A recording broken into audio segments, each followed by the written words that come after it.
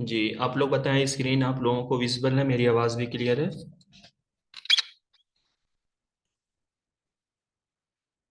Hello. जी sir. जी okay. Sir. Okay. तो आज higher education की जो है वो थर्ड क्लास है।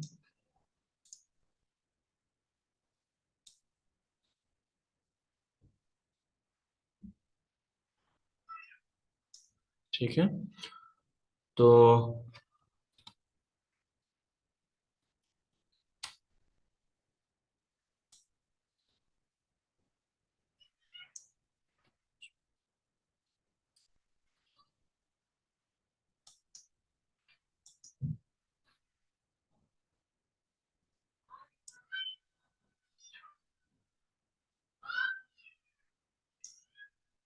चलिए, अच्छा ये बताइए, आप लोगों को स्क्रीन पे कुछ ऐसा आइकन टाइप का दिख रहा है क्या, या सिर्फ डायरेक्टली क्वेश्चन ही दिख रहे हैं बिल्कुल सेफली? जी सर, कोई मसला नहीं है, सब ठीक ठाक है सर। अच्छा, मतलब बिल्कुल क्लियर दिख रहा है? कुछ ऐसी चीज पार्टिसिपेंट सिक्योरिटी या चैट वगैरह के ऑप्शन आपकी स्क्रीन पे दिख रहे हैं? नहीं सर, नहीं सर। ओके ओके, चलिए फिर ठीक है। तो क्वेश्चन नंबर है 47। ठीक है, कल हमने जो है 46 तक जो है क्वेश्चन किए थे, तो इस पर जो है एक क्लास और होगी। जो भी कुछ क्वेश्चन बचे हुए हैं उस क्वेश्चन के साथ हम 2022 के क्वेश्चन को भी मिक्स करेंगे, तो इस पर जो है एक क्लास और लेंगे। फिर उसके बाद जो आपकी क्लास शुरू होगी वो 89 जो है वो दिसंबर के क्वेश्चन होंगे। और हम उसको मिक्सिंग यूनिट मिलाकर जो है उस क्वेश्चन को हम लोग करने वाले हैं, यानी हर यूनिट से जो है तीन तीन चार चार पांच पांच क्वेश्चन इस तरीके से होंगे।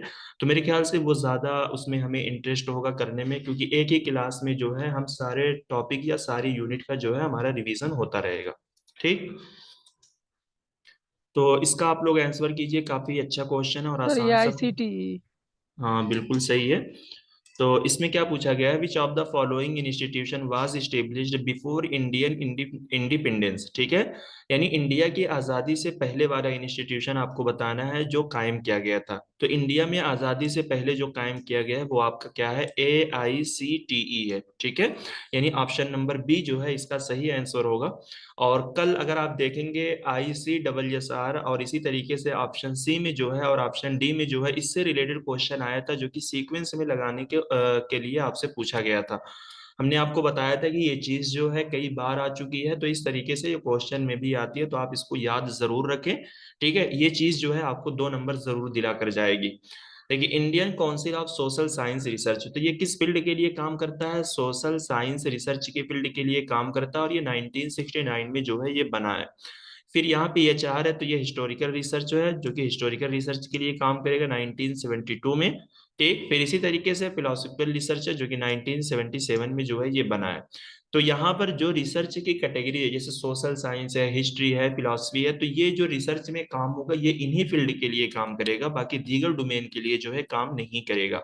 ठीक, चलिए, क्वेश्चन नंबर है 48।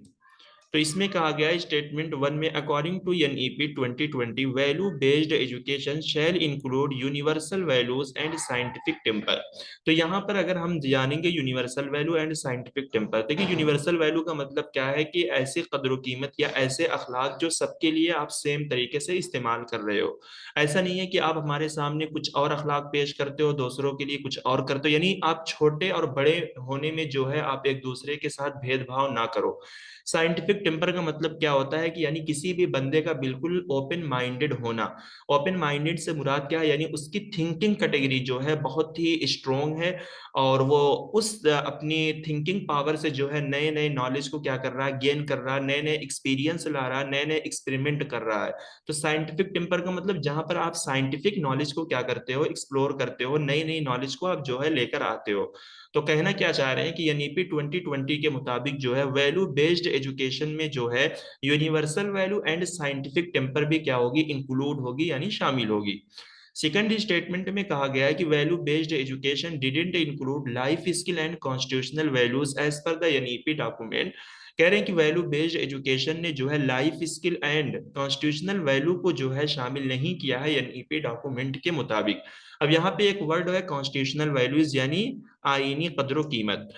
कॉन्स्टिट्यूशनल वैल्यू क्या होगी, यानी जो हमें कॉन्स्टिट्यूशन ने दिया है, तो कॉन्स्टिट्यूशन ने हमें क्या दिया, कॉन्स्टिट्यूशन ने हमें यही बताया है कि हमें डिग्निटी को मेंटेन करके रखना है, हमें फ्रीडम रहना है, हमें जस्टिस फैलाना है, हमें पीसफुल रहना है, हमें फ्रेटर्निटी यानी आपस में भाईचारगी बनाकर रखना है ह्यूमन सोसाइटी के लिए। तो अब क्या वैल्यू बेस्ड एजुकेशन में ये सारी चीजें आएंगी या नहीं आएंगी, तो क्या होगा इसका सही सर आंसर? दूसरा गलत, पहला सही। ठीक, बिल्कुल सही बताया आपने। तो सेकंड स्टेटमेंट जो है वो आपका रॉन्ग हो जाएगा, क्योंकि वैल्यू बेस्ड एजुकेशन का मतलब ही यही है कि आप लोगों के साथ जो है खूब अच्छे तरीके से बर्ताव करो। आप एक दूसरे में फर्क ना करो कि ये बंदा छोटी कैटेगरी का है या फिर ये कम इनकम वाला है, इस तरीके की चीजें जो है हमारे मुआशरे में राइज है। तो ऐसा काम जो है आपको नहीं करना है, ठीक। चलिए, question number 49। According to the UGC Regulation 2018 on promotion of academic integrity, the institutional academic integrity panel will consist of। कह रहे हैं कि यूजीसी का एक रेगुलेशन आया था 2018 में, किस चीज पर, प्रमोशन ऑफ एकेडमिक इंटेग्रिटी पर। तो कह रहे हैं कि इंस्टीट्यूशनल एकेडमिक इंटेग्रिटी पैनल जो है कितने मेंबर पर मुश्तमिल होगा। ये जो एकेडमिक इंटेग्रिटी पैनल जो है बनेगा, तो वो कितने मेंबर पर जो है मुश्तमिल होगा? 2 member, sir three four members, members. 4 members या 5 मेंबर्स? Four members. ठीक फोर है। फोर। ऑप्शन सी।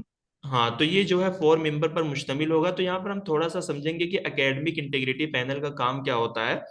देखिए, means the body constitute at institutional level to take appropriate decision in respect of allegation of plagiarism और other forms of academic misconduct and decide on penalties to be imposed. देखिए, academic integrity panel जो है ना, वो आपके हर universities में होते हैं, जिसमें जो है 4 मेंबर होते हैं, यानी ये एक्सपर्ट होते हैं, एक तरीके के किसी पर्टिकुलर एरिया के नहीं होते हैं, ओवरऑल एरिया के ये होते हैं। जैसे मान लीजिए कुछ आपने प्लेगरिज्म का इल्जाम आपके ऊपर लगा, या फिर इसी तरीके से एकेडमिक कामों में कुछ आपने क्या किया, मिसकंडक्ट किया, कुछ गलत काम आपने किया है, तो ये एकेडमिक इंटीग्रिटी पैनल क्या है, उन सारी चीजों पर बैठकर जो है डिसीजन लेगा। आप पर पेनाल्टी जो है एक तरीके से इम्पोज कर सकता है कि आपको क्या करना है क्या नहीं करना है, तो यही पैनल जो है आपको बताएगा, ठीक। चलिए, क्वेश्चन नंबर है 50। Higher education in ancient India, ठीक है, यानी कदीम इंडिया में पूछा गया, was based on an integrated system of. Higher education जो है कदीम इंडिया में जो है वो किस इंटीग्रेटेड सिस्टम पर बेस्ड था? अहिंसा यानी नॉन वायलेंस, धर्म यानी रिलीजन्स, दर्शन यानी फिलॉसफी, अर्थशास्त्र या नीति इथिक्स, किस चीज पर जो है एंशिएंट एजुकेशन जो है बेस्ड था, बताइए। सर चौथा ऑप्शन, एक और एलिमिनेट कर। हाँ, क्योंकि देखिए अगर आप देखेंगे एंशियंट इंडिया यानी कदीम इंडिया में अगर आप देखेंगे, तो वहां पर वायलेंस या नॉन वायलेंस का कोई ऐसा कंसेप्ट नहीं था, ठीक है, यानी किसी भी ऐसी चीज के लिए जो है वहां पर बात नहीं की गई थी। हाँ, कदीम इंडिया में जो आपको एजुकेशन दिया जाता था वो धर्म से रिलेटेड मिलता था, यानी आप गुरुकुल में जाकर, आश्रम में जाकर, ठीक है, मैथास में, टेम्पल्स में, इन सारी चीजों में आप जाकर पढ़ते थे। तो वहां पर आपको क्या है, रिलीजन से रिलेटेड जो है एजुकेशन दी जाती थी। दर्शन मीन्स फिलॉसफी, यानी आपको वहां पर थिंकिंग, फलसफा वाली चीजें जो है आपको पढ़ाई जाती थी। इकोनॉमिक्स, जहां पर आपको एडमिनिस्ट्रेशन वगैरह की चीजें जो है आपको बताई जाती थी। और इसी तरीके से इथिक्स होती है, यानी कद्र कीमत, लोगों के साथ किस तरीके से आप मुहज्जब तरीके से पेश आओगे, कैसा अपना रवैया रखोगे, ये सारी चीजें जो है एंशियंट इंडिया में हायर एजुकेशन का पार्ट थी। तो BCDE, तो यानी option number D is the correct answer, ठीक। चलिए, क्वेश्चन नंबर है 51। The college that was exclusively meant for higher education for the education of Indian princes before independence was. कह रहे हैं कि एक कॉलेज जो कि खुसूसी तौर पर जो है इंडियन शहजादों के एजुकेशन के लिए था आजादी से पहले, तो उस कॉलेज का नाम जो है क्या है, यानी जहां पर सिर्फ इंडियन में जो प्रिंसेस यानी जो बादशाह वगैरह के, रूलर्स वगैरह की जो है बेटे होते थे, या फिर हम कह सकते हैं जो राजपूताना वगैरह इस तरीके का खानदान था, यानी जो बहुत अपने आप के शाही घराने वाले बनते, सिर्फ वही लोग जो है इस कॉलेज में पढ़ते थे। तो वो कौन सा कॉलेज है? Red sir college? Delhi college Indore.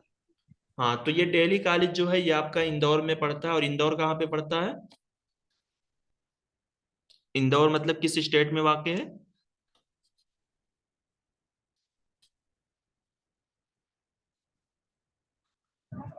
Gujarat. कहाँ पे? गुजरात?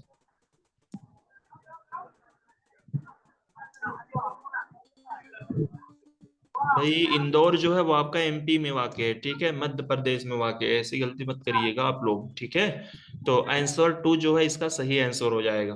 देखिए दिल्ली कॉलेज जो है एक किसके जरिए फाउंड किया गया, sir Henry daily of British Indian army during the India's colonial British Raj in Indore Madhya Pradesh in India.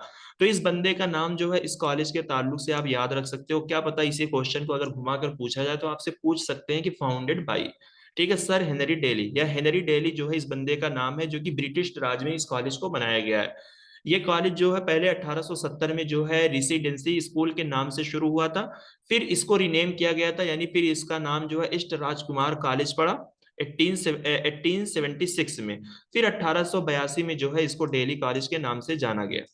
It was established for educating the children of Indian princes जैसे Marathas, Rajput, Mohammedans and Bundels. It is one of the oldest coeducational boarding school in the world. तो ये जो है आपका एक तरीके से देखा जाए तो दुनिया के अंदर पुराना स्कूल है, यानी बोर्डिंग वाला भी ये स्कूल था। यहाँ पर जो है ये कुछ लकब है, जैसे मराठा है, राजपूत है, बुंडेल्स है, ठीक है, इस तरीके का लकब जो है अपने आप के नाम के साथ लोग जो है लगाते हैं, ठीक है, यानी इससे पता चलता है कि हाँ हम शाही घराने से हैं। Delhi College is affiliated to the Central Board of Secondary Education CBSE and CIE in 2007। यानी अब जो है ये दिल्ली कॉलेज जो है इसके अंदर जो है 10+2 की पढ़ाई के साथ साथ जो है यूजी एंड पीजी की भी पढ़ाई होती है, ठीक है। और दिल्ली कॉलेज जो है वो आपका सीबीएसई से जो है एफिलिएशन इसका हो गया है और सीआईई से भी है। सीआईई का फुल फॉर्म है central institute of educational technology, जो कि एनसीईआरटी की जो है ये क्या है, एक कॉन्स्टिट्यूट बॉडी, यानी एनसीईआरटी का ही एक हिस्सा है सीआईई, ठीक है। और एनसीईआरटी जो है एक ऑटोनमस ऑर्गेनाइजेशन है जो कि किसके अंदर रन करता है, ministry of education, government of India के अंदर, ठीक है। तो इस दिल्ली कॉलेज के ताल्लुक से कुछ पॉइंट जो है आप नोट कर सकते हो। चलिए, कह रहे हैं कि a section of Muslim community open a number of Azad school in Uttar Pradesh and lead by Maulana Mohammad Ali in 1920 established Jamia Millia Islamia और ने Muslim National University in which of the following Indian cities. कह रहे हैं कि मुस्लिम कम्युनिटीज के एक तबके ने जो है मुख्तलिफ स्कूल को जो है ओपन किया था। आजाद स्कूल मीन्स यानी यहाँ पर मुतादिद स्कूल, ठीक है, यानी मुख्तलिफ स्कूल को जो है ओपन किया उत्तर प्रदेश में। और मौलाना मोहम्मद अली की क़यादत में जो है 1920 में जामिया मिल्लिया इस्लामिया या मुस्लिम नेशनल यूनिवर्सिटी का जो है क़याम किया गया। इंडिया की कौन सी यूनिवर्सिटीज में, दिल्ली, हैदराबाद, सर लखनऊ या अलीगढ़। अलीगढ़, ठीक सर है। अलीगढ़। तो यानी जामिया मिल्लिया इस्लामिया जो है वो सबसे पहले कहाँ पर बनाई गई थी, अलीगढ़ में बनाई गई थी। और इसी जामिया मिल्लिया इस्लामिया को उस टाइम पे जो है मुस्लिम नेशनल यूनिवर्सिटी के नाम से जो है जाना जाता था, ठीक। जी सर। ठीक है, तो देखिए जामिया के बारे में भी हम थोड़ा सा कुछ फैक्ट जान लेते हैं, ठीक है, अगर ये क्वेश्चन आया है तो कुछ इसके बारे में पूछा जा सकता है। देखिए Jamia Millia Islamia is a primary central universities located in New Delhi India, originally established at Aligarh Uttar Pradesh, ठीक है। तो यानी ये आपको मालूम हो गया कि जामिया जो है कहाँ पर पहले इस्टेब्लिश्ड की गई थी, अलीगढ़ उत्तर प्रदेश, ठीक है, इंडिया में।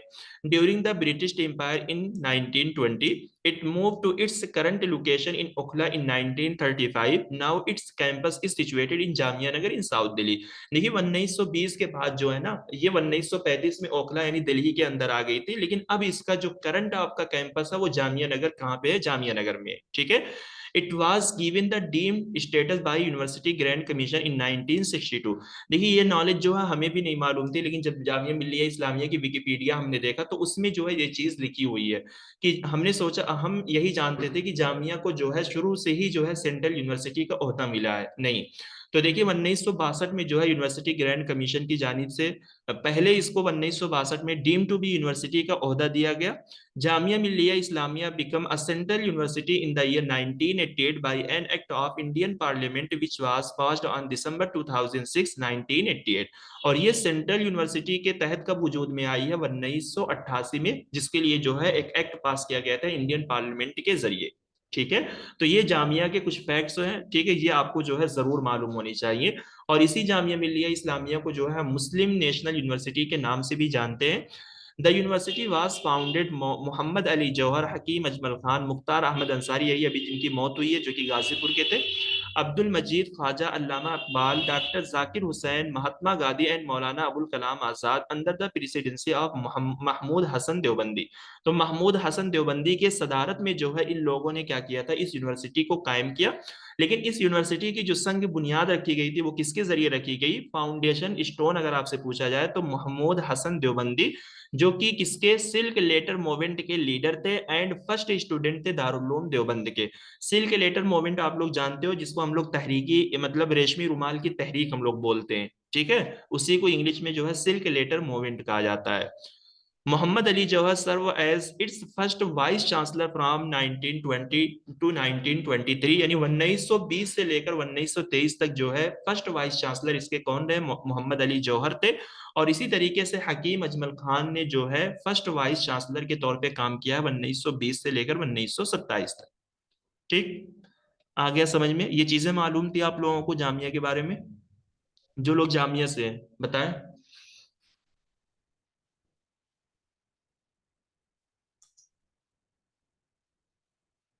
कोई है यहाँ पर जामिया से?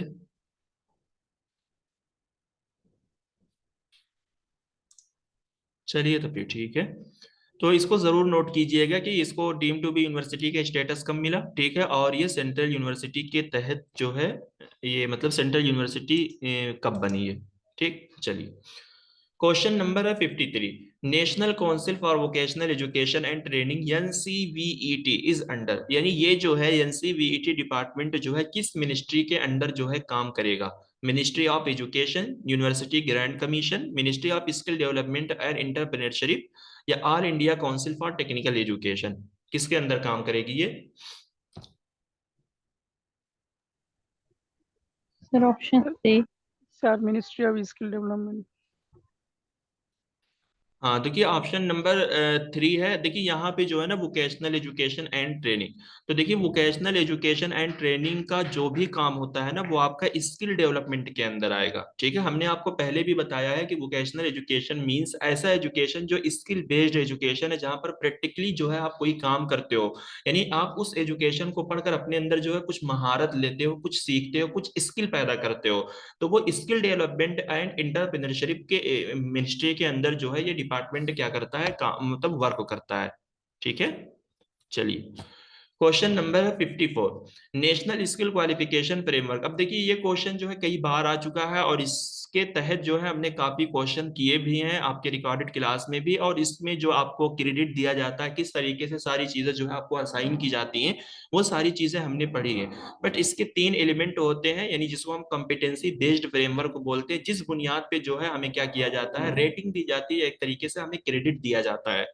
नेशनल स्किल क्वालिफिकेशन फ्रेमवर्क और NSQF is a competency based framework related to, तो ये किस चीज से रिलेटेड है? Knowledge, skill, attitude, sir understanding of. Aptitude, sir knowledge option skill and C. Aptitude.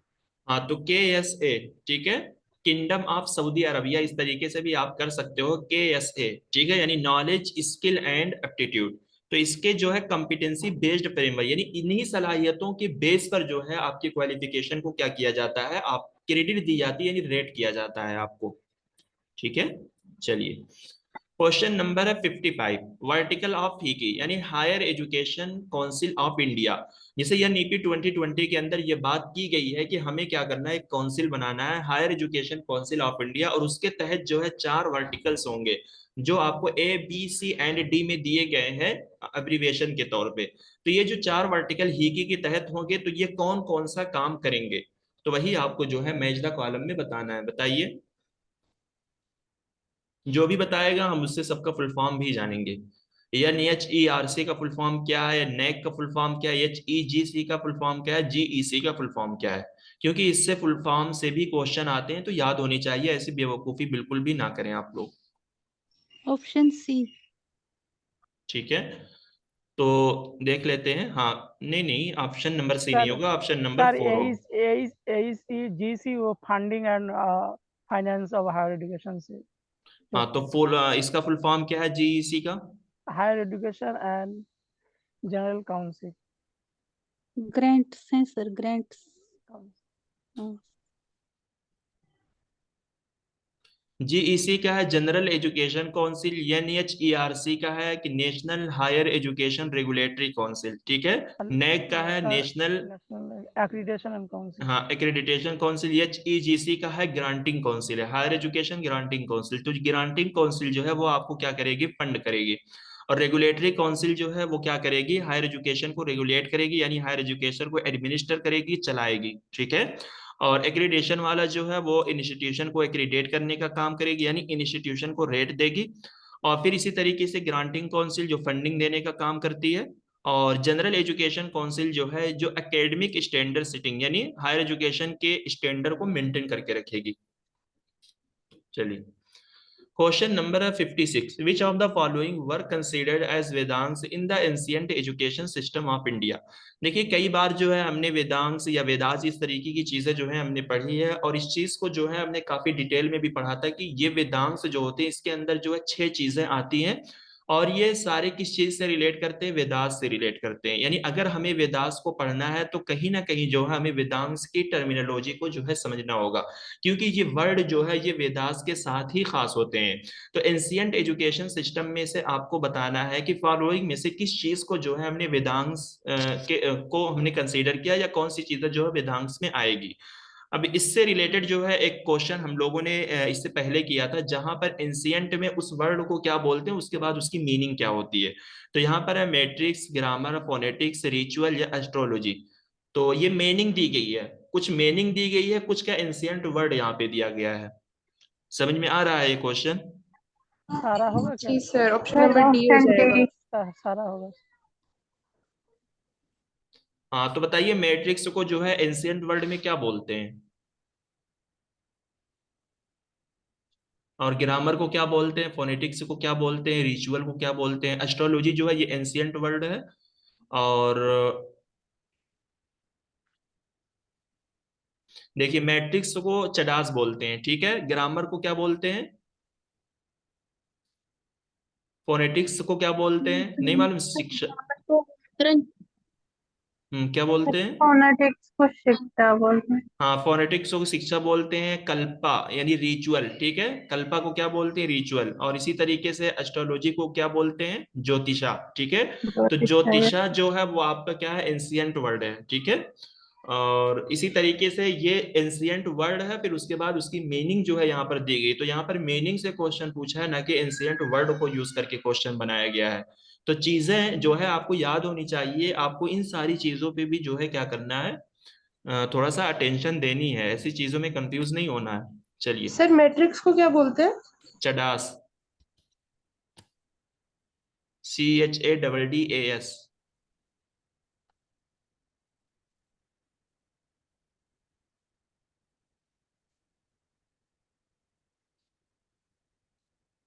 चलिए, क्वेश्चन नंबर है 57, the primary method of teaching in Takshashila वास। ठीक है, तक्षशिला में जो है टीचिंग का प्राइमरी तरीका क्या था, यानी तक्षशिला में टीचिंग का बुनियादी तरीका क्या था, डेमोन्स्ट्रेशन मेथड था। हाँ, तो यहाँ पे जो है डिबेट, नहीं नहीं, डिबेट एंड डिस्कशन था, ठीक है। Debate and discussion. हाँ, प्रोजेक्ट, क्वेश्चन आंसर, तो ये सारी चीजें थी। अब देखिए यहाँ पर जो है एंशिएंट वर्ड के जो है सब्जेक्ट यहाँ पे दिए गए हैं, ठीक है, यानी एंशिएंट एजुकेशन के सब्जेक्ट एक डिसिप्लिन में दिए गए हैं, और दूसरे डिसिप्लिन में जो है उन सब्जेक्ट की मीनिंग दी गई है, और ये सारी चीजें हम लोगों ने पढ़ रखी है। तो अब बताइए, अन्वेषिकी को हम क्या बोलेंगे, मीमांसा को क्या सर बोल, ऑप्शन नंबर 4 हो जाएगा। ऑप्शन 4 देख लेते हैं। गुड। देखिए, अन्वेषिकी को हम बोलेंगे लॉजिक, मीमांसा को इंटरप्रिटेशन बोलते हैं, शिल्पा शास्त्रा, ठीक है। तो इसको हम क्या बोलते हैं, आर्किटेक्चर। और वर्ता को हम क्या बोलते हैं, एग्रीकल्चर। और इसी वर्ता को जो है ट्रेड भी बोला जाता है, ठीक है। एग्रीकल्चर या ट्रेड जो है दोनों इसके अंदर आता है, वर्ता के अंदर। शिल्पा शास्त्रा से हमने आपको बताया था कि शिल्पा शेट्टी करके कोई एक वो है ना बॉलीवुड की हीरोइन से, तो उसको उससे भी आप याद रख सकते हो कि उसने आर्किटेक्चर की पढ़ाई की थी, इस तरीके से। क्वेश्चन नंबर 59, स्टेटमेंट 1 में है, India has been the centre of learning since ancient time. कह रहे हैं कि इंडिया जो है लर्निंग का सेंटर है एंशिएंट टाइम से, यानी कदीम जमाने से ही इंडिया जो है लर्निंग का सेंटर रहा है। सेकंड में कहा गया कि there are inscription on stone and coppers, leaf records and scripture about origin of learning in India. कह रहे हैं कि नक्श निगारी जो पत्थर पे या इस तरीके से ताबे पे या पत्तियों पे जो है उसके रिकॉर्ड हैं, और इंडिया में लर्निंग के ज़ुहूर के बारे में जो है सहीफे मौजूद है, यानी स्क्रिप्चर मौजूद है। कहना क्या चाह रहे हैं कि इंडिया में लर्निंग के ज़ुहूर के बारे में, यानी किताबों में ये चीज लिखी गई है कि लोग किस पे लिखते थे, पत्थर पे लिखते थे, तांबे पे लिखते थे, पत्तियों पे लिखते थे, और इन सारी चीजों का रिकॉर्ड जो है कहाँ पे लिखा गया है, स्क्रिप्चर में, यानी जो किताबें होती हैं उन सारी चीजों में ये चीज जो है लिखी गई है कि इंडिया में लर्निंग का इब्तिदाई ज़ुहूर जो है इसी तरीके से। Option A sir. दोनों दोनों सही है। हाँ, तो ये दोनों सही है। और अगर इस चीज को हम रिलेट करें तो हमारे यहाँ भी ऐसे ही कुरान पहले कैसे लिखा गया है ना, हड्डियों पे या फिर इस तरीके से खजूर के दरख्तों पे इस तरीके से काट काट के लिखा जाता था उस जमाने में, तख्तियों पर लिखा गया है। तो उस जमाने की चीज है, तो इसी मतलब यही सारी चीजें उस टाइम पे क्या थी, मुहैया थी। क्वेश्चन नंबर है 60, the national Policy on education. देखिए 1986 वाली नेशनल एजुकेशन पॉलिसी को क्या बोलते हैं, नेशनल पॉलिसी ऑन एजुकेशन बोलते हैं, है ना। जैसे आपको एक क्वेश्चन 2022 में पूछा गया था जिसमें जो है तीनों एनईपी में क्या है फर्क पूछा गया था कि किसको एनईपी बोलते हैं, किसको एनईपी ऑन के साथ बोलते हैं, किसको ऑफ के साथ बोलते हैं। याद है आप लोगों को, हमने वो चीज जो है आप लोगों को बिल्कुल निशानदेही की थी। तो 1986 वाले को क्या बोलते हैं, ऑन के साथ बोलते हैं। ये जो आपकी 2020 वाली आई है वो नेशनल एजुकेशन पॉलिसी है और ये जो है ऑन के साथ होगी। तो एक दो का डिफरेंस जो है आप रखो ताकि अगर ऐसा क्वेश्चन आएगा तो आप मैच कर ले जाओगे। ठीक। तो National Policy on Education 1986 highlighted the need of education for values in removing the intolerance, violence and superstition. देखिए इनटॉलरेंस का मतलब होता है आदमी बर्दाश्त, यानी आपके अंदर जो है बर्दाश्त करने की ताकत या कुव्वत बिल्कुल है ही नहीं। वायलेंस का मतलब होता है तशद्दुद। सुपरसेशन का मतलब होता है वहम, यानी जो आपके माइंड में एक तरीके का वहम हो जाता है, एक तरीके की बदगुमानी हो जाती है, बदजनी हो जाती है। कहना क्या चाह रहे हैं कि नेशनल एजुकेशन पॉलिसी ने जो है एजुकेशन की नीड्स को, यानी वैल्यूज के लिए जो है एजुकेशन की नीड्स को हाईलाइट किया है इनटॉलरेंस, वायलेंस एंड सुपरसेशन को रिमूव करने में। यानी अगर इस चीज को हमें रिमूव करना है तो हमें एजुकेशन में जो है वैल्यू को डालना पड़ेगा, वैल्यू एजुकेशन हमें अपने एजुकेशन में लाना पड़ेगा, तभी जो है इन सारी चीजों को हम क्या कर सकते हैं, रिमूव कर सकते हैं। वैल्यू एक बहुत बड़ी चीज होती है, आप लाख पढ़ लो लेकिन अगर आपके अंदर वैल्यू नहीं है तो ये सारी चीजें जो है किसी काम की नहीं है।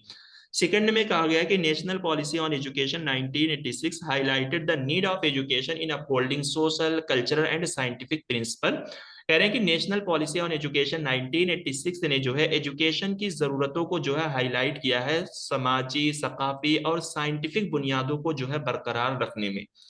तो क्या सही लगता है आप लोगों को? दोनों सर सही बोथ आर ट्रू। हाँ, तो बोथ स्टेटमेंट आर ट्रू। ठीक है, बिल्कुल सही बताया आप लोगों ने, क्योंकि एनईपी का काम ही जो है वैल्यू बेस्ड एजुकेशन के लिए यही है कि क्योंकि अगर हमें एजुकेशन में वैल्यू लाना है तो हमें इन सारी चीजों को जो है तभी हम रिमूव कर पाएंगे लोगों के अंदर से। यानी उनके अंदर बर्दाश्त करने की कुव्वत, उनको हम सिखाएंगे कि किस तरीके से आप लोगों से बात कर सकते हो। अगर कोई आपको बोल रहा है तो दो बात जो है आप बर्दाश्त कर लो, ठीक है, किसी से जुबान दराजी ना करो। इस तरीके की चीजें जो हम एजुकेशन के तहत ही उसके अंदर डाल सकते हैं। चलिए, क्वेश्चन नंबर है 61, the Sadler commission recommended the establishment of in Indian universities. तो सैडलर कमीशन ने जो है इंडियन यूनिवर्सिटीज में जो है किस चीज को कायम करने की सिफारिश की थी? सेनेट होने चाहिए, कोर्ट, काउंसलिंग सेंटर या grievance cell? Sir option C. Option A sir. Sir option A. नहीं, इसने जो है कोर्ट बनाने की बात की थी। ठीक है, कोर्ट मींस यहाँ पे जो है यानी एक तरीके से आप बोल सकते हो कि एक अदालत या फिर एक ऑर्गेनाइजेशन जो है यूनिवर्सिटी लेवल पे जो यूनिवर्सिटी के मामलात को क्या कर सके, देख सके। ठीक है, सेनेट वगैरह की नहीं, इसने कोर्ट बनाने की बात की थी।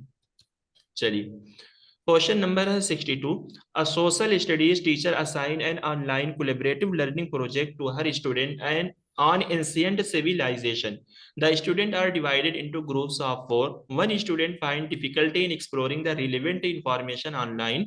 What would be most effective way the student needs to adopt? कह रहे हैं कि एक सोशल स्टडीज टीचर जो है वो क्या मतलब ऑनलाइन कोलैबोरेटिव लर्निंग प्रोजेक्ट जो है अपने स्टूडेंट को असाइन करता है किस चीज पर, एंशिएंट सिविलाइजेशन पर। और फिर स्टूडेंट को जो है वो 4 ग्रुप्स में डिवाइड कर देता है। उसमें से एक स्टूडेंट जो है ऑनलाइन रिलेवेंट इंफॉर्मेशन को एक्सप्लोर करने में या खोजने में डिफिकल्टी महसूस करता है। तो क्या तरीका होना चाहिए जो सबसे इफेक्टिव है और स्टूडेंट को कौन से तरीकों को जो है अडॉप्ट करने की जरूरत है? ए में कहा गया कि आस्क टीचर टू प्रोवाइड। जी, चलिए देख लेते हैं वैसे क्या है। हाँ, तो बिल्कुल ये ऑप्शन नंबर सी ही होगा। देखिए, एक में कहा गया कि ask the teacher to provide the required information, कि वो टीचर से एक तरीके से पूछे कि वो रिक्वायर्ड इंफॉर्मेशन प्रोवाइड करे। Rely solely on his own effort to the find information. देखिए, जब वो अपने खुद के एफर्ट्स पर जो है मुनहसिर रहे इंफॉर्मेशन को फाइंड आउट करने के लिए।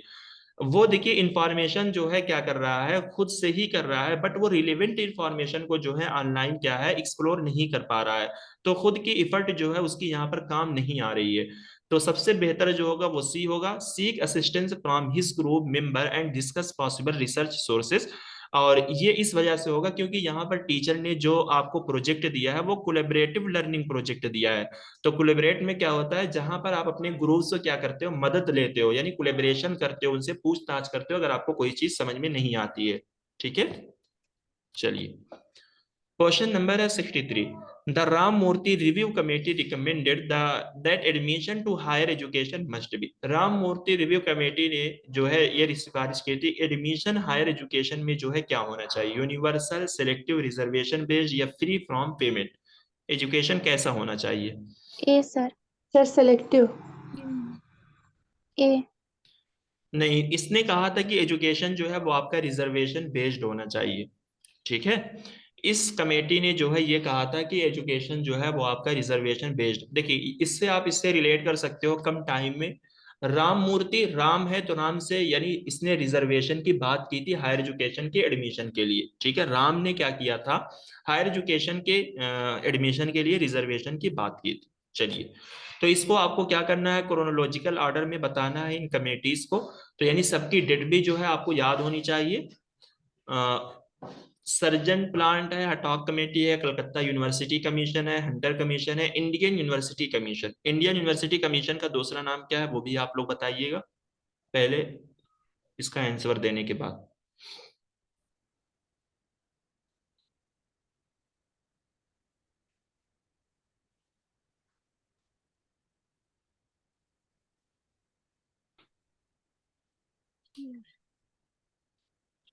Option C.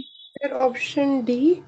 सही होगा सर। डी, डी किसी ने डी बोला, किसी ने सी बोला, बहरहाल सही नहीं है किसी का, और इधर उधर से देख लीजिए। Second option sir. सर चौथा सर हाँ ऑप्शन। नहीं, ऑप्शन। ठीक है, चौथा ऑप्शन सर। नंबर 4 है। ठीक है, देखिए यहाँ पर जो है हंटर कमीशन कब आया था, 1882, 1882 में। आप लोग बताइएगा अगर मैं कुछ गलत बोलूं। फिर इंडियन यूनिवर्सिटी कमीशन, जिसको हम वो बोलते हैं रैले कमीशन बोलते हैं, ये 1902 में आया है। और कलकत्ता यूनिवर्सिटी अभी रिसेंट गया 1917 में। और हटाप कमेटी जो है 1928 से लेकर 29 तक थी। और सर्जन रिपोर्ट या सर्जन प्लान जिसको हम बोलते हैं वो 1944 में आया था। ठीक है, तो सारी डेट याद है ना आप लोगों को। चलिए, जी, याद तो है। हाँ तो फिर इसमें टाइम नहीं लगनी चाहिए। क्वेश्चन नंबर है 65। विच of the following were suggestion of Kothari commission regarding the university education. Following में से आपको बताना है कोठारी कमीशन की सजेशन क्या थी यूनिवर्सिटी एजुकेशन के हवाले से। ए में है closure of university grant commission, क्या यूनिवर्सिटी ग्रांट कमीशन को बंद करने की इसने सजेशन दी थी। बी में है reorganisation of university grant commission, university grant commission को रीऑर्गेनाइज करने की इसने बात की थी, यानी उसको फिर से जो है एक तरीके से उसको एक तरीके से बनाया जाए। फिर से बनाने का मतलब क्या है कि यानी उसके अंदर जो है चीजों को और बेहतर तरीके से लाया जाए, सुधार दिया जाए उसमें। More autonomy to universities for reform in teaching and research, कह रहे हैं टीचिंग एंड रिसर्च में रिफॉर्म लाने के लिए यानी उसको दुरुस्त करने के लिए यूनिवर्सिटी को जो है मोर अटोनमी जो है हमें क्या करनी चाहिए, देनी चाहिए। डी में student representation in the academic council of universities, कह रहे हैं कि स्टूडेंट की नुमाइंदगी जो है यूनिवर्सिटीज के एकेडमिक काउंसिल में होनी चाहिए। यहाँ पर जो है देखिए हर यूनिवर्सिटी में क्या होती है, एक एकेडमिक काउंसिल होती है, इस चीज को हमने पढ़ भी रखा है। तो एकेडमिक काउंसिल से मुराद क्या है कि जो यूनिवर्सिटी में बच्चों के सिलेबस, बच्चों के एग्जाम और इसी तरीके से बच्चों मतलब क्या उनको पढ़ना है, मतलब किस तरीके के सब्जेक्ट, क्या सिलेबस का स्ट्रक्चर होना चाहिए, ये सारी चीजें जो है एकेडमिक काउंसिल यूनिवर्सिटी की क्या करती है, डिसाइड करती है। तो स्टूडेंट रिप्रेजेंटेशन मतलब यानी स्टूडेंट जो है उसी चीज को पढ़ के जो है अपनी नुमाइंदगी करवाते हैं। ठीक है, तो एकेडमिक काउंसिल में ही ये सारी चीजें क्या होंगी, होनी चाहिए, ये बात है। फिर ए में है non expansion of inter university council, inter university council की जो है नॉन एक्सपेंशन की क्या इसने बात की थी या इसके लिए इसने सजेशन कुछ दिया था। तो क्या लगता है आप लोगों को। Sir C option sir. C, B C D sir. हाँ देखिए पॉजिटिव पॉइंट्स जो है आप दे सकते हो क्योंकि कोठारी कमीशन ने कुछ ऐसे निगेटिविटी के बारे में नहीं बोला था जो आपको लगे, मतलब ये सारे ऐसे कमीशन ना, अगर आपको एग्जैक्ट चीजें नहीं मालूम है तो फिर भी जो है आप इनके अंदर जो है पॉजिटिव वे में आप जा सकते हो। जैसे इसने क्लोजर करने की कभी भी बात नहीं की, एक में क्लोजर एक में रीऑर्गेनाइजेशन, तो आपको बेस्ट जो है बी वाला ही लगना चाहिए एक एक मुकाबिल में। एक को आप एलिमिनेट करते तो एक आपका चला जाता। फिर नॉन एक्सपेंशन, ठीक है, तो इसकी भी इसने बात नहीं की थी कि हमें इंटर यूनिवर्सिटी काउंसिल को जो है बढ़ाना नहीं है। जब हर जगह यूनिवर्सिटी को हम रिफॉर्म करने की बात कर रहे हैं, यूनिवर्सिटी को एक तरीके से मेंटेन करने की बात कर रहे हैं, तो जाहिर सी बात है हर चीज को हमें एक्सपेंस करना पड़ेगा, यानी उसके अंदर भी हमें वसात लानी पड़ेगी, तभी सारी चीजें जो है हमारी बढ़ पाएगी। चलिए, कह रहे हैं कि क्वेश्चन नंबर है 66। In the early days the pioneer Indian universities neglected the teaching of modern Indian language. Pioneer Indian universities का मतलब ये है कि इंडिया के अंदर जो लीडिंग यूनिवर्सिटीज है, यानी जो एक तरीके से हाई परफॉर्मेंस यूनिवर्सिटीज आप बोल सकते हो।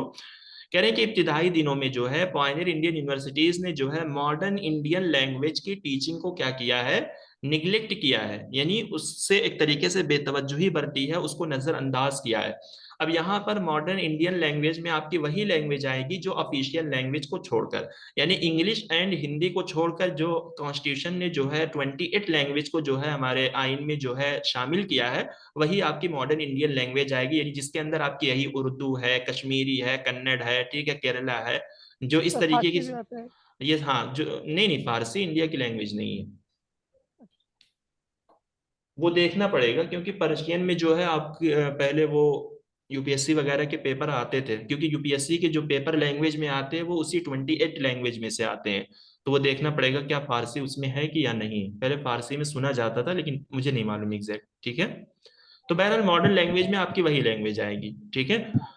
फिर सेकंड स्टेटमेंट में कहा गया कि इन 1862 Alexander grant, director of public instruction, suggested the abolition of all modern Indian language from all university examination, but suggestion was not accepted. कह रहे कि 1862 में अलेक्जेंडर ग्रांट जो कि डायरेक्टर ऑफ पब्लिक इंस्ट्रक्शन है, उसने ये सजेशन की थी कि सारे मॉडर्न इंडियन लैंग्वेज को जो है खत्म करना चाहिए सारे यूनिवर्सिटी एग्जामिनेशन से, लेकिन इस चीज को जो है एक्सेप्ट नहीं किया गया था। तो क्या लगता है आप लोगों को? दोनों सही लग रहा है। दोनों सही लग रहा है। जी। देखिए यहाँ पे अगर आप देखेंगे तो आपका फर्स्ट स्टेटमेंट जो है सही है, सेकंड स्टेटमेंट जो है रॉन्ग है, क्योंकि ऐसा अलेक्जेंडर ग्रांट ने कुछ ऐसी बात जो है नहीं की थी, ठीक है, या किसी ने भी कुछ ऐसी बात नहीं की थी कि हमें सारी यूनिवर्सिटी एग्जामिनेशन से जो है इस चीज को खत्म करना चाहिए। भाई देखिए, अगर आप बंगाल में पेपर देने के लिए जाते हो, ठीक है, तो एक वहां की उनकी मादरी जुबान में आपको पेपर मिलेगा, दूसरा आपको ऑफिशियल लैंग्वेज में मिलेगा, ठीक है, या तो मतलब एक तो उनकी लैंग्वेज होगी बंगाली, दूसरा ऑफिशियल लैंग्वेज में से या तो वो हिंदी को यूज करेंगे या फिर वो इंग्लिश को यूज करेंगे। कश्मीर में जाओगे तो एक कश्मीरी लैंग्वेज में मतलब क्वेश्चन लिखा होगा, दूसरा जो है इंग्लिश में लिखा होगा, ठीक है। तो मॉडर्न इंडियन लैंग्वेज जो है बैंड नहीं की है, क्योंकि हर जगह या हर लोकेलिटी के एतबार से जो लैंग्वेज चलती है तो उस चीज का जो है ख्याल किया जाता है। सर वो चलिए, यूजीसी में जो यूजीसी में एग्जाम जो है है वो सिर्फ ऑफिशियल लैंग्वेज चलती है, हिंदी एंड इंग्लिश बस। मदरी जबान नहीं चलते हैं सर। नो नो नो, ठीक है। चलिए, क्वेश्चन नंबर है 67। The important suggestion of Indian university commission appointed by Lord Curzon were. Indian university commission की इंपॉर्टेंट सजेशन जो अपॉइंट की, मतलब कुछ इंपॉर्टेंट सजेशन जो है यहाँ पर दी गई है इंडियन यूनिवर्सिटी कमीशन की, जो कि लॉर्ड कर्जन के जरिए अपॉइंट किया गया था, यानी इंडियन यूनिवर्सिटी कमीशन किसके जरिए अपॉइंट किया गया, लॉर्ड कर्जन। और लॉर्ड कर्जन ने मतलब किसको चेयरमैन बनाया था इस कमीशन का, सर थॉमस रेले को बनाया था।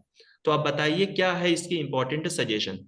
Recognition to new college to be given under the strict rule. कह रहे हैं कि न्यू कॉलेज को जो है मतलब सख्त रूल के तहत ही जो है रिकॉग्नाइजेशन करना चाहिए, यानी सख्त रूल के तहत का मतलब क्या, अगर कोई भी न्यू कॉलेज है और हमारा जो रूल है उस रूल के तहत जो है अगर वो कॉलेज जो है पूरा आ रहा है, तभी जो है हमें उसको रिकॉग्नाइज करना, उसे हमें तस्लीम करना है कि हाँ ये न्यू कॉलेज है।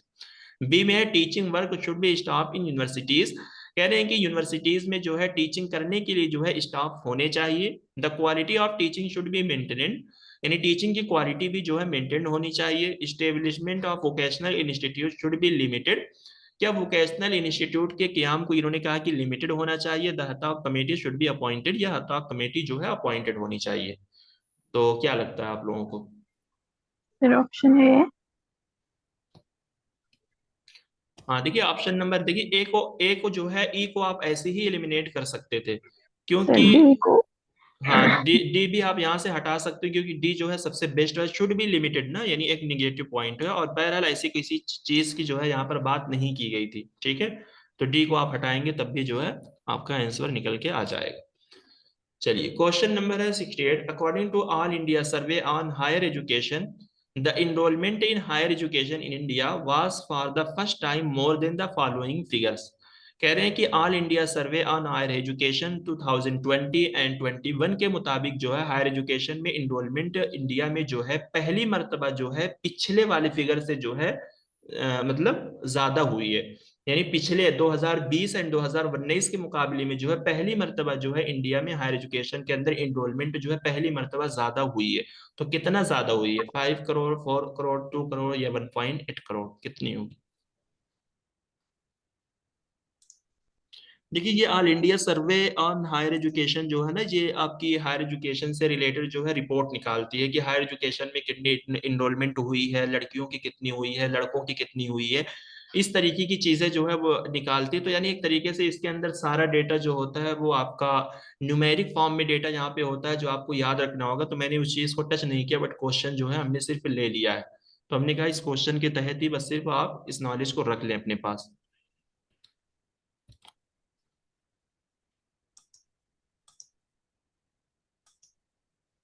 ठीक है, तो ये जो होगा 4 करोड़। ठीक है, option number 2। The total enrolment in higher education has increase to nearly 4.14 crore in 2020-21 from 3.85 crore in 2019 and 20। ठीक है, तो यानी पहले जो है 3.8 करोड़ था, जो कि अब 2021 में कितना बढ़ा है, 4.14 करोड़ जो है इंक्रीज हुई है। चलिए क्वेश्चन नंबर है 69। In 1997 the union government placed higher education under the category of. 1997 में यूनियन गवर्नमेंट ने जो है हायर एजुकेशन को किस कैटेगरी के अंडर जो है रखा है? नॉन मेरिट गुड, ठीक है, प्रायोरिटी गुड, स्टेट गुड या सेकेंडरी गुड, किस चीज के अंदर जो है हायर एजुकेशन को रखा गया है? Option D. जी, और कुछ बताए? अच्छा, कब एजुकेशन को जो है कंकरेंट लिस्ट में रखा गया है, किस सन में? अभी कल ही हमने उसको पढ़ा है।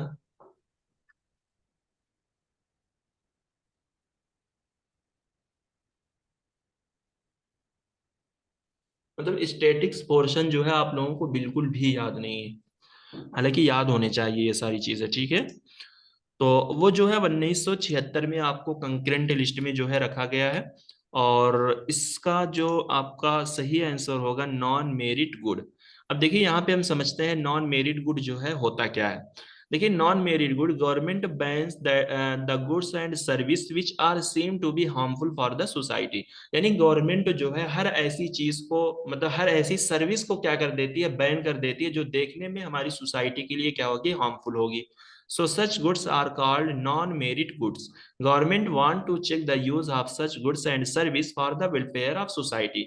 यानी सोसाइटी की वेलफेयर के लिए, यानी सोसाइटी की फलाह बहबूद के लिए जो है गवर्नमेंट जो है इन गुड्स यानी इन सामान, इन सर्विसेज को गवर्नमेंट क्या करती है, एक तरीके से चेक करती है, और फिर उसके बाद देखती है कि अगर इससे जो है सोसाइटी पे कुछ हार्मफुल जो है असरात पड़ सकते हैं, तो उस चीज को गवर्नमेंट बैन कर देती है, जिसको नॉन मेरिट गुड्स कहा जाता है।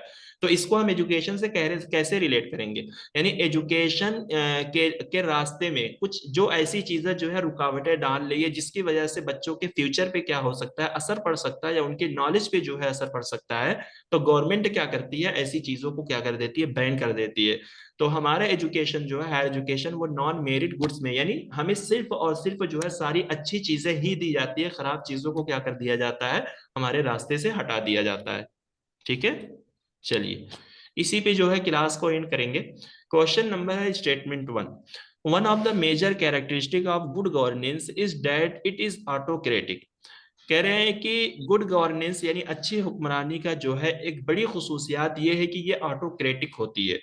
सेकंड में कहा गया कि RTI, right to information, is one of the tool of good governance. यानी कि राइट टू इंफॉर्मेशन जो है गुड गवर्नेंस का ही एक टूल है। राइट टू इंफॉर्मेशन का मतलब क्या है कि जहां पर आपके पास हक है इंफॉर्मेशन लेने का एंड इंफॉर्मेशन देने का।